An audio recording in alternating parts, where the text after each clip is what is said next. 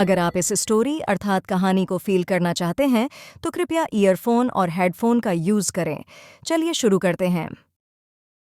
प्रस्तुत पाठ मैं क्यों लिखता हूँ अज्ञेय जी के द्वारा लिखित है।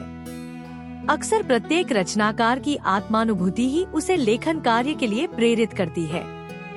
कभी कभी बाहरी दबाव भी कई बार रचनाकार को लिखने के लिए बाध्य करते हैं।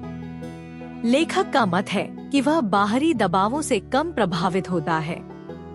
उसे तो उसकी भीतरी विवशता ही लिखने के लिए प्रेरित करती है। लेखक के अनुसार लेखक इसलिए लिखते हैं क्योंकि वह अपने विचारों की चक्रव्यूह से मुक्ति पाना चाहते हैं।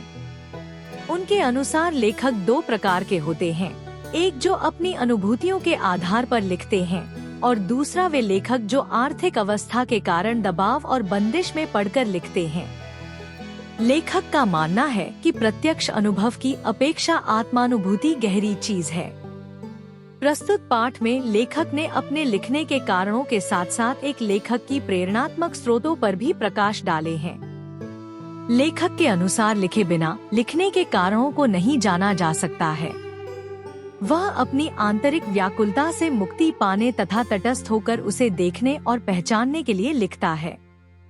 एक लेखक या रचनाकार को अनुभव सामने घटित घटना को देखकर होता है, किंतु अनुभूति संवेदना और कल्पना के द्वारा उस सत्य को भी ग्रहण कर लेती है जो रचनाकार के सामने घटित नहीं हुआ।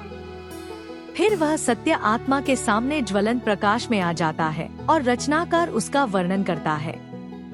लेखक अज्ञेय जी बताते हैं कि उसके द्वारा लिखी हिरोशिमा नामक कविता भी ऐसी ही है। एक बार जब वह जापान गए तो वहाँ हिरोशिमा में उन्होंने देखा कि एक पत्थर बुरी तरह झुलसा हुआ है और उस पर एक व्यक्ति की लंबी उजली छाया है। विज्ञान का विद्यार्थी होने के कारण उन्हें रेडियोधर्मी प्रभावों की जानकारी थी। उसे देखकर उन्होंने अनुमान लगाया कि जब हिरोशिमा पर एटम बम गिराया गया होगा तो उस समय वह व्यक्ति इस पत्थर के पास खड़ा होगा। एटम बम के प्रभाव से वह भाप बनकर उड़ गया, किंतु उसकी छाया उस पत्थर पर ही रह गई।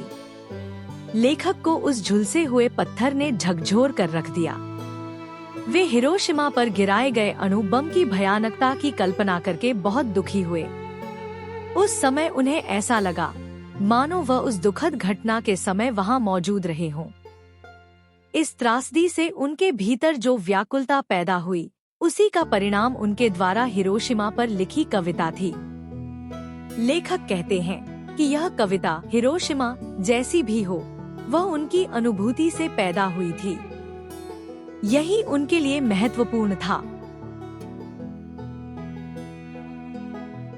अगर आपको वीडियो अर्थार्थ कहानी को सुनने में फील आई हो तो वीडियो को लाइक और चैनल को सब्सक्राइब करें। मिलते हैं अगले वीडियो में किसी अगले कहानी के साथ। तब तक के लिए प्रणाम।